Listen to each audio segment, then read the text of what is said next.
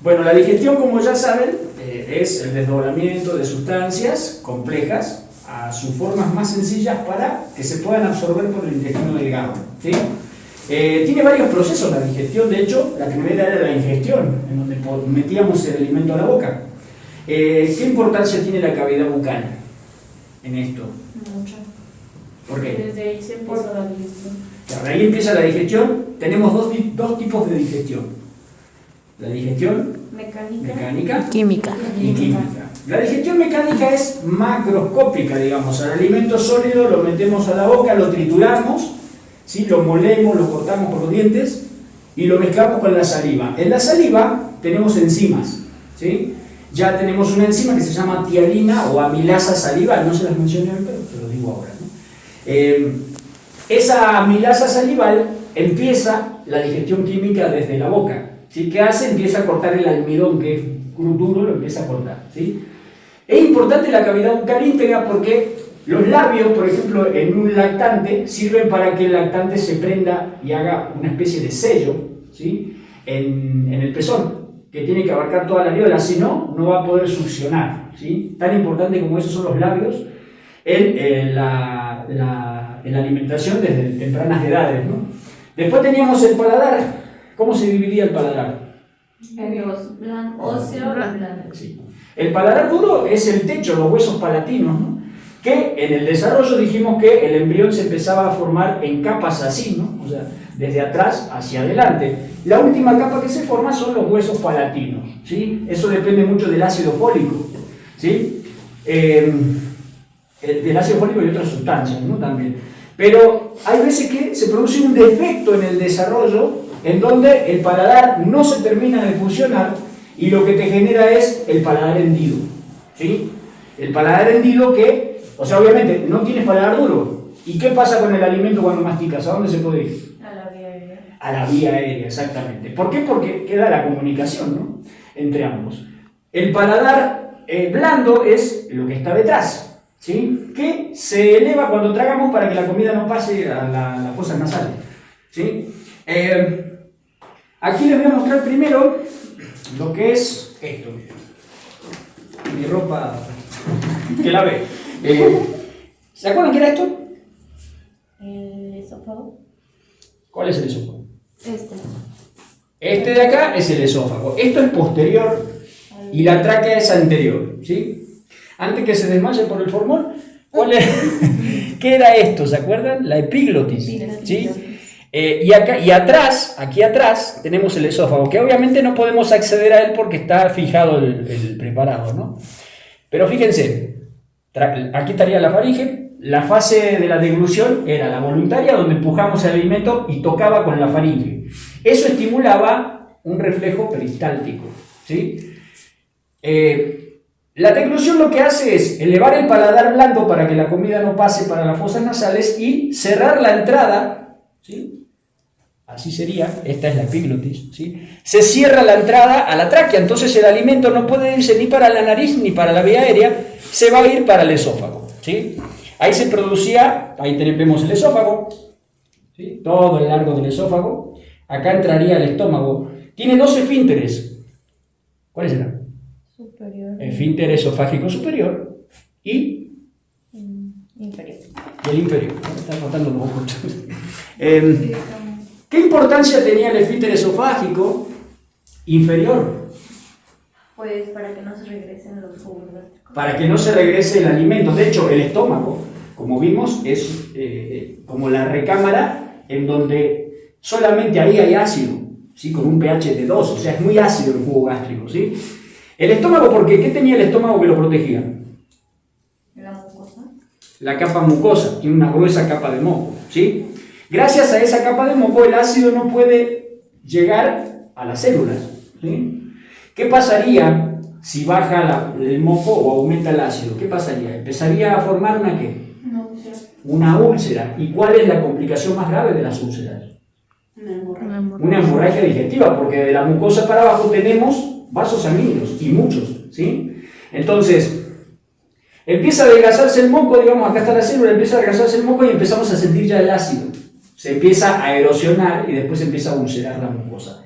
¿Factores que aumentaban el ácido? El estrés, el alcohol, Tabaco, los alimentos ácidos. proteínas. Café, alcohol, tabaco, refrescos y comidas con proteína. O sea, estamos al horno. Ya no puedo comer nada, ya. ¡Bum! Listo. Entonces, aquí el tema es que el estrés, las personas que viven muy estresadas o las personas que consumen mucha grasa o proteínas o irritantes o cualquier cosa dura que permanezca en el estómago, va a hacer que el estómago produzca más ácido. Por lo tanto, lo que va a suceder es que hay riesgo de que se perfore la mucosa, ¿sí? Ya. El estómago, entonces, ¿qué seguía del estómago? El duodeno, el intestino delgado, ¿cuánto medía? 7. ¿Y por qué mide tanto? Para que se alcance a absorber. Exacto. Tenemos 7 metros de intestino en una cavidad pequeña. Las asas intestinales están todas dobladas, se pliegan, ¿no? Entonces, esos 7 metros de intestino lo que hacen es ayudar a que se absorba, ¿sí? ¿Qué se formaba primero en la boca con el alimento? El bolo alimenticio. El esófago produce moco que ayuda a tragarlo, ¿no? A deglutirlo. Una vez que el bolo alimenticio llegó al estómago, ¿qué pasa con él? ¿En qué se transforma? En quimo, exactamente. Que es más aguado, ¿no? Y el quimo, cuando ya se le vuelca la secreción ácida, la tripsina y todas las enzimas, se hace más aguado todavía, ¿sí? ¿Y ahora qué esfínter pasa?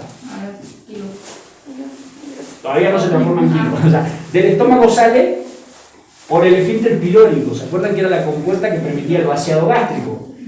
¿Por qué tiene que ser gradual el vaciado gástrico?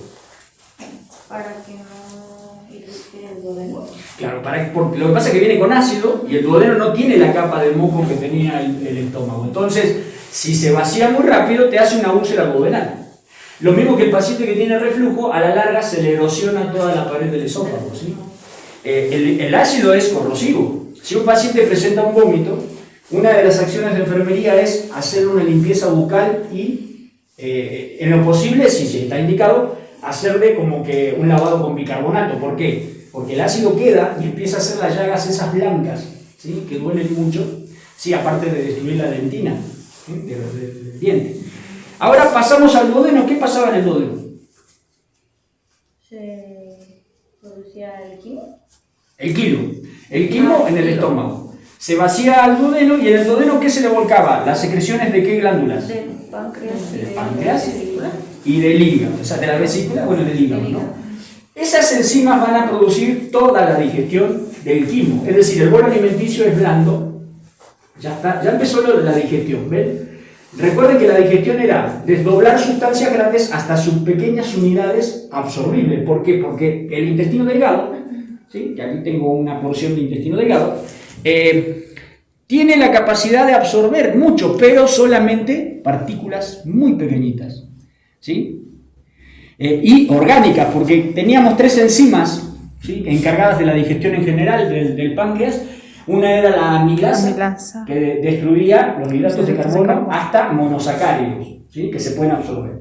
Otras, la tripsina, o quinotripsina, como se llama, destruye las proteínas hasta los aminoácidos que se pueden absorber. Y la lipasa, que va a degradar. Lípidos, ¿no?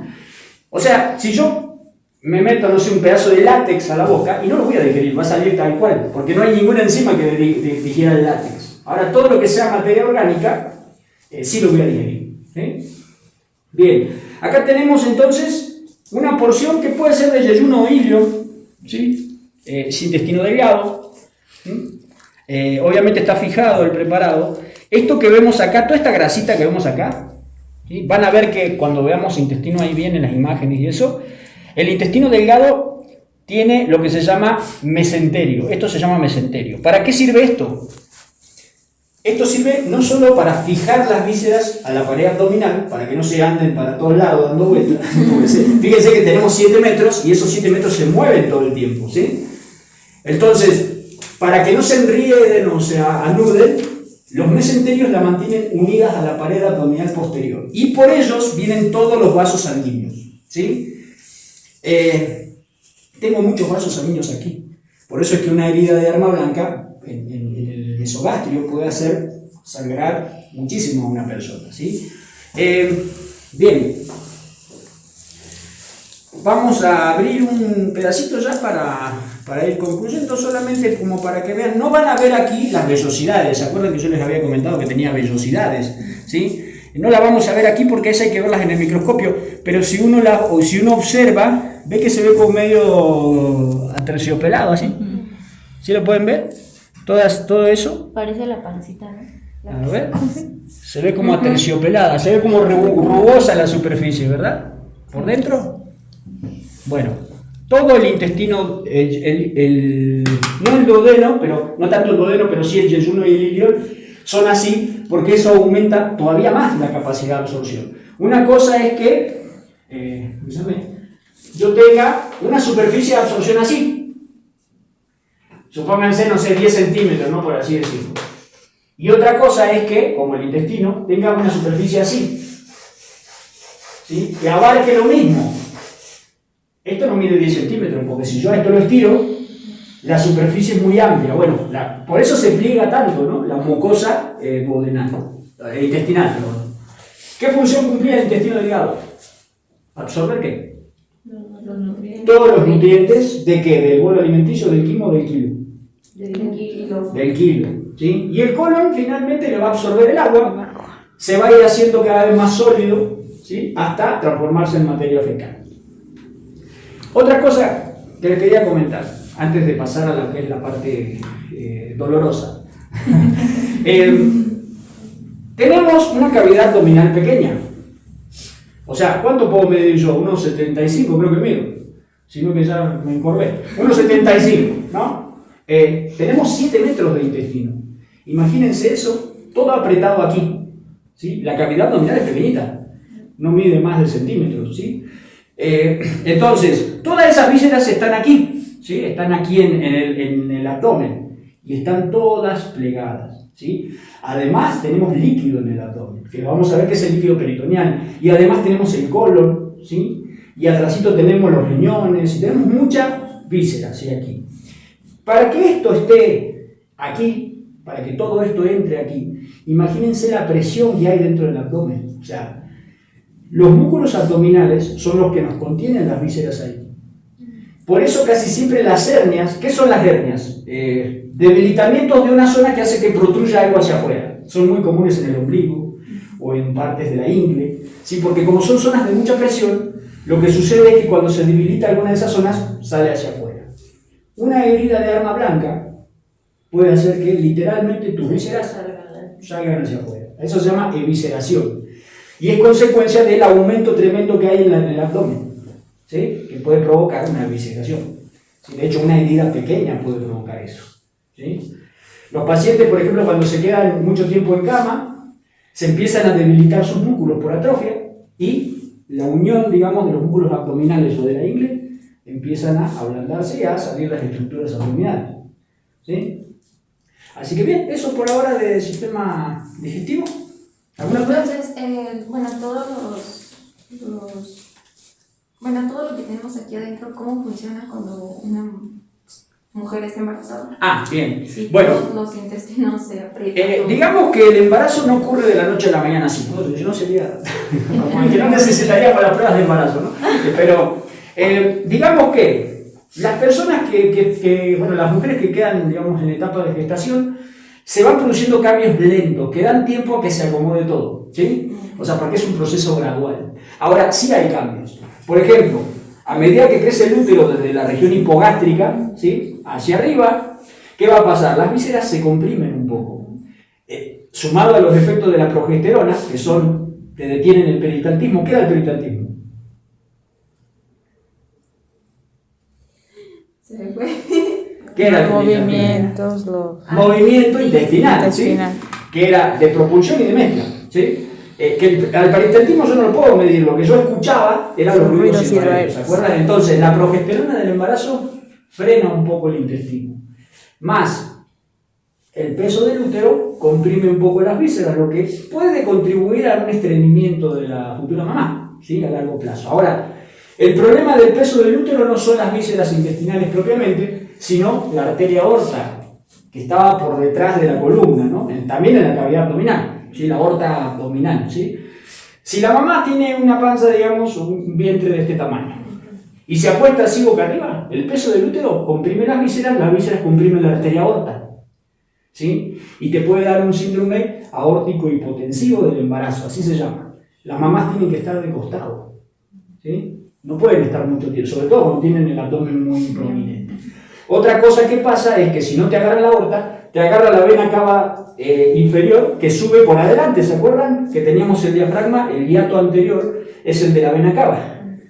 La vena es más delgada que la arteria, entonces se colapsa más fácil y la mamá sabe estar acostada y los pies se le hinchan. ¿Por qué? Porque todo el retorno venoso se estanca por el peso del útero. Al estancarse el retorno venoso no tengo volumen en el corazón, por lo tanto no tengo gasto cardíaco y por lo tanto ¿qué pasa con la presión arterial? Baja. Baja, exactamente. Baja porque no le llega sangre al corazón para bombear, ¿sí? Sumado a por ahí algún estado de anemia que tenga la mamá y se duerme así, y ahí se queda, ¿no? Plácidamente. ¿Alguna otra duda? El embarazo también lo que hace es aumentar todo para arriba, incluyendo el diafragma, le cuesta más bajar. Entonces la embarazada suele tener menor capacidad pulmonar. De hecho, en esta pandemia de COVID que estamos viendo, vimos que las embarazadas no le iban muy bien. ¿Sí? ¿Por qué? Porque no tienen capacidad a lo que tienen en el útero, que impide que el diafragma descienda en cada ventilación. ¿Sí?